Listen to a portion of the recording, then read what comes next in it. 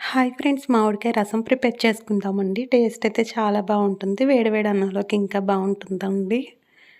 ముందుగా అయితే మామిడికాయ తీసుకొని మనకు నచ్చిన షేపుల్లో కట్ చేసేసుకుని ఉడికించి తీసుకోవాలండి. చూస్తున్నారు కదా, ఈ విధంగా సాఫ్ట్గా ఉడికించి తీసుకోవాలి. ఈ వాటర్ కూడా వేస్ట్ అవ్వదండి. రసంలో వేసేసుకుందాము.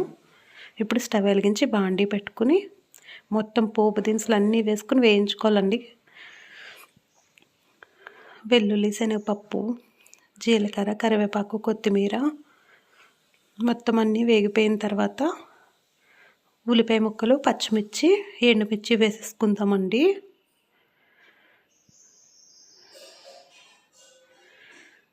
చూస్తున్నారు కదండి, ఇవన్నీ అయితే వేగిపోయినాయి.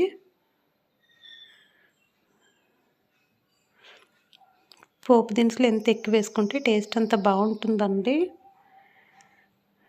అంతా వేగిపోయిన తర్వాత వేయించిన జీలకర్ర, ధనియాల పొడి అండి. ఈ పొడి కూడా ఒకసారి వేయించుకుందాము. రుచికి సరిపడినంత సాల్ట్ వేసేసుకుందామండి. ఒకసారి అంతా మిక్స్ చేసేసుకుందాము. చిటికెడు పసుపు వేసుకుందామండి. అంతా మిక్స్ అయిపోయింది. ఇప్పుడు దీనిలో ఉడికించి పెట్టుకుని మామిడికాయ మిశ్రమాన్ని వేసేసుకుందామండి. ఒకసారి అంతా కలుపుకుందాము. చూసారు కదా, అంతా కలిపిన తర్వాత మామిడికాయ ఉడికించిన వాటర్ ఉంటాయి కదండి, ఆ వాటర్ అంతా వేసేసుకోవాలి. చాలా బాగుందండి, టేస్ట్ అయితే చాలా బాగుంది. చూస్తున్నారు కదా, ఒక 10 మినిట్స్ ఉండి స్టవ్ ఆఫ్ చేసేసుకుందాము. ఎంతో టేస్ట్ అని మామిడికాయ రసం అయితే రెడీ అయిపోయింది. చాలా సింపుల్ ప్రాసెస్లో టేస్టీగా చేసేసుకున్నాం కదండి.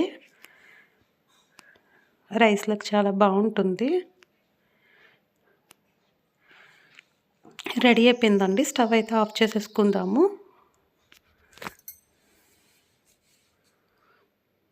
ఇప్పుడు ఒక ప్లేట్లోకి అన్నం తీసుకుందామండి. మామిడికాయ రసం వేసుకుందాము. చూస్తున్నారు కదండి ఎంత బాగుందో. ఇంకెందుకు లేట్ అండి, తినేద్దాము. ఈ మామిడికాయ రసం మీకు నచ్చినట్లయితే తప్పకుండా ఒక లైక్ చేయండి.